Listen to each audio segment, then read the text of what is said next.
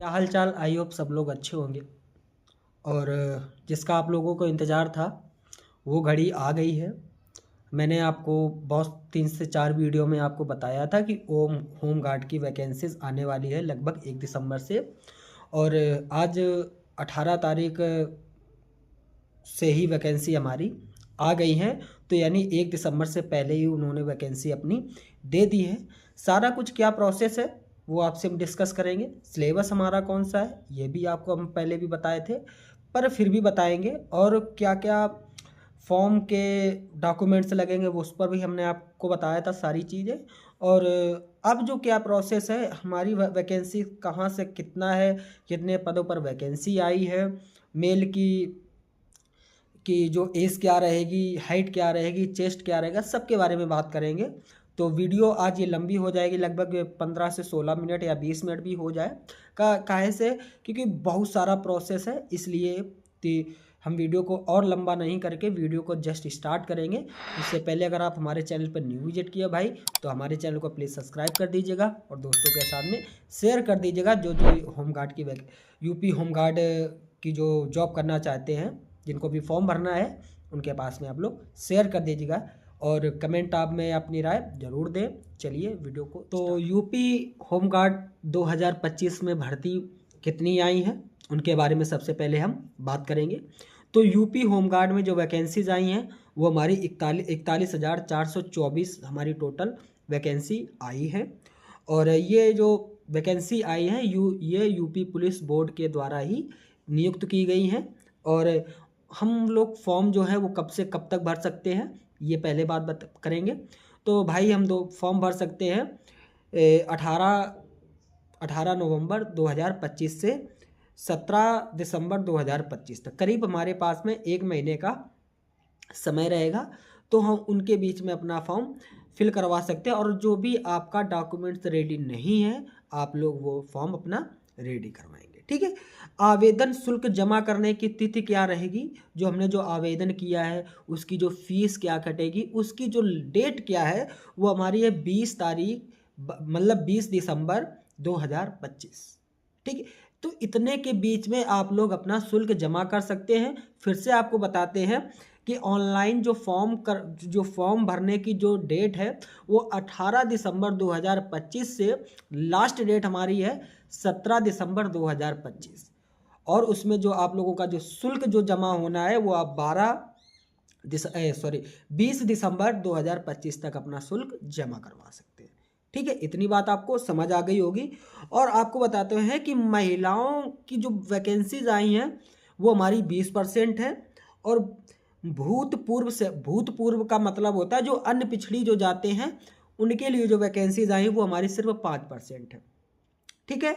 और बाकी जो वैकेंसीज आई है वो सिर्फ पुरुष के लिए है। 20 और 5 उसमें ऐड कर दीजिएगा तो 25% तो महिलाएं और अन्य आ गया। और 75% वैकेंसी जो है वो मेल के लिए, ठीक है।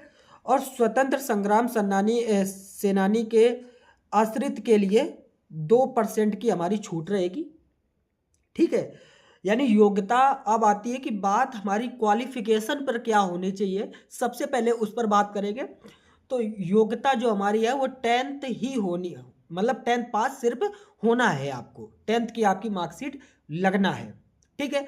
अभी हम आपको डॉक्यूमेंट्स के बारे में बता रहे हैं, आपको मेडिकल के बारे में बताएंगे, सब्जेक्ट के बारे में बताएंगे, कितने नंबर का आता है ये भी आपको बताएंगे, और आपको तैयारी कहाँ से करनी है ये भी बताएंगे। तो प्लीज़ वीडियो को एंड तक जरूर देखेंगे, ठीक है, ठीक है। अब क्या आता है कि यहाँ पर एज लिमिट क्या होनी चाहिए, ये जो उत्तर प्रदेश पुलिस जो एज लिमिट जो रखता है वो हमारी एज लिमिट क्या होनी चाहिए, वो 1 जुलाई से 2025 तक, ठीक है। कि जो भी, जैसे मान लीजिएगा किसी की अगस्त में होती है पूरी अब एज 18 साल, सितंबर में होती है, तो आप लोग फॉर्म फिल नहीं करवा सकते। आपकी 1 जुलाई से आपकी एज जो है वो हमारी 18 साल हो जानी चाहिए, तभी हम फॉर्म को फिल करवा सकते हैं, ठीक है। अब यहाँ पर जात क्या लगेगी, जो हमारी जो जात जो है, अब यहाँ पर जात भी बताएंगे कि कौन कौन सी जातों में यानी कौन कौन सी कास्ट में हमारा कितना एज है, वो भी उस पर बात करते हैं। तो सबसे पहले हमारा क्या होता है, एज लिमिट पर हम बात करेंगे कि 18 से 30 वर्ष तक हमारी मेल होनी चाहिए, मेल की किसमें, जर्नल और ईडब्ल्यूएस में। ईडब्ल्यूएस में 18 से 30 साल हमारी होनी चाहिए आयु। ठीक है। जन्म कब से कब तक, 1 जुलाई 1995 से 1 जुलाई 2007 तक। ठीक है। जर्नल और ओबीसी वाले अगर जो जन्म जो है वो 1 जुलाई 1995 से 1 जुलाई 2025 तक के बीच की तिथि होनी चाहिए। ठीक है, इतनी बात आपको समझ में। जो आयु जो है वो उसमें 5 साल आपकी छूट रहेगी, छूट सहित आपको सारा प्रोसेस करना है। और जो ओबीसी, एससी और एसटी, ओबीसी एससी और एसटी में कौन सी एज लिमिट है, वो हमारी 18 साल से 35 साल है। ठीक है। और इसमें भी क्या हमारी तिथि होनी चाहिए, 1 जुलाई 1990 से 1 जुलाई 2025 के बीच की हमारी तिथि होनी चाहिए। इतनी बात आपको समझ गए होंगे। आयु जो है वो इन दोनों यानी एससी और एसटी में 5 वर्ष की छूट दी गई है। जर्नल और ईडब्ल्यूएस जो है वो 1995 से है, 1995 है, और जो एससी और एसटी जो है वो 1990 है। ठीक है, इतनी बात आपको समझ में आ गई। चलिए अब आप बात आती है कि पीएसटी क्या होता है, कि हमारा जो मेडिकल रहेगा, दौड़ कितनी रहेगी, ये सारी चीजें आपको बताते हैं। सबसे पहले मेल पर बात करेंगे। मेल जो है जर्नल और ओबीसी पर बात करेंगे कि जर्नल में कितनी दौड़ है और कितनी हाइट मांगी गई, उस पर बात करते हैं। तो जर्नल में जो जर्नल और ओबीसी की अगर बात करते हैं तो वहां पर जो मेल है, जर्नल और ओबीसी, एससी और एसटी में जो है, इन सारी कैटेगरी में आपका 168 सेंटीमीटर आपकी हाइट होनी चाहिए। किसमें, जर्नल में, ईडब्ल्यूएस में, ओबीसी में और एससी में 168 सेंटीमीटर आपकी हाइट होनी चाहिए। और एसटी में कितनी होनी चाहिए, वो होनी चाहिए 160 सेंटीमीटर। ठीक। और फीमेल में क्या प्रोसेस रहेगा, फीमेल में जर्नल, ओबीसी और एससी में हाइट जो होनी चाहिए वो 152 सेंटीमीटर होनी चाहिए, और एसटी में 147 सेंटीमीटर। ठीक है, यानी टोटल जो डिफरेंस एवरेज जो निकला वो हमारा मेल में 8% का निकला, यानी 8 सेंटीमीटर का हमारा निकला, और फीमेल में हमारा 5% का निकला। किस पर, हाइट पर। ठीक है। अब क्या था, महिलाओं का वेट कितना होना चाहिए, जर्नल, ओबीसी, एससी में, तो हमारा यहाँ पर महिलाओं में चाहे जर्नल हो, ईडब्ल्यूएस हो, ओबीसी हो, एससी हो या एसटी हो, सभी में आपका वेट कितना होना चाहिए, वो हमारा होना चाहिए 40 केजी, यानी 40 केजी आपका वेट होना चाहिए। ठीक। चलिए अब क्या आता है कि जर्नल, ओबीसी और एससी और एसटी में सीना कितना होना चाहिए, ये चेस्ट हमारा कितना होना चाहिए, वो होना चाहिए आपका 79 सेंटीमीटर। ठीक है। और सीना का फुलाव कितना होना चाहिए, जब हम फुलाएंगे तो वो होना चाहिए हमारा 5 सेंटीमीटर। तब आप लोग अंदर जा सकते हैं, अगर नहीं हुआ का तो आपको बाहर निकाल दिएंगे। ठीक है। अब आता है कि रनिंग का प्रोसेस क्या है। रनिंग जो होगी वो जो मेल पर जो होगी, मेल कोई भी हो, चाहे एससी हो, एसटी हो, जर्नल हो, ओबीसी हो या ईडब्ल्यूएस हो, सभी में रनिंग जो होगी वो हमारी 4.8 किलोमीटर होगी। कितने मिनट में, 26 मिनट में। करीब 5 किलोमीटर आपको रेस लगानी है, आपको 28 मिनट में। ठीक है। फीमेल पर बात आती है कि फीमेल जो है वो हमारी 2.4 यानी 2.4 किलोमीटर आपकी रेस लगाएंगे 16 मिनट, करीब 2.5 किलोमीटर ये दौड़ेंगे और 16 किलोमीटर में करीब। ठीक है। जिनके हिसाब से, अब ये भर्ती किसके हिसाब से हुई है और आपको नियुक्ति कहाँ मिलेगी, आपको जिले के स्तर पर आपको नियुक्ति मिली है। ठीक है।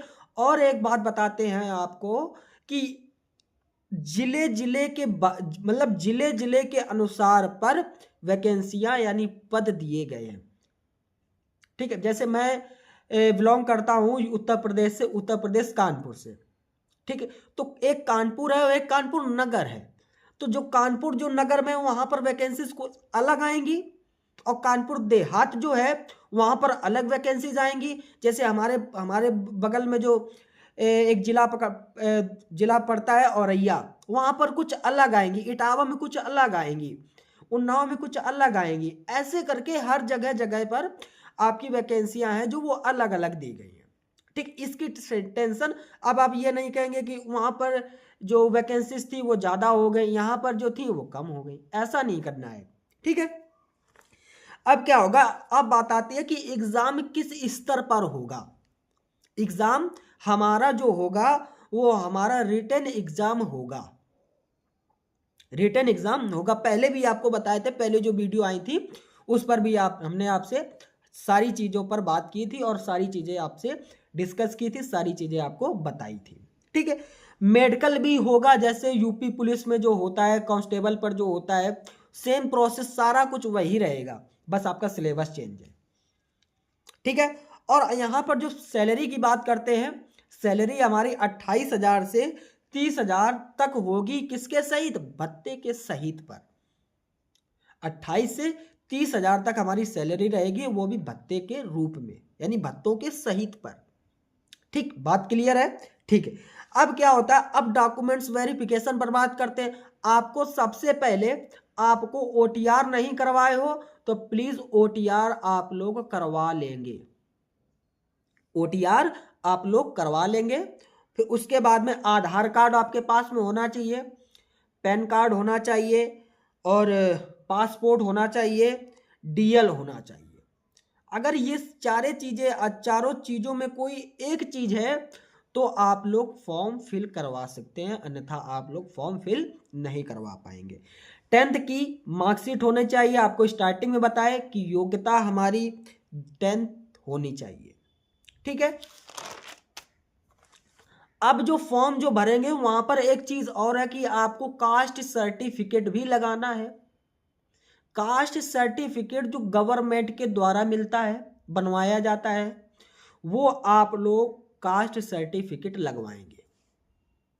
एससी और एसटी वाले भी, एससी एसटी वाले कास्ट सर्टिफिकेट लगवाएंगे।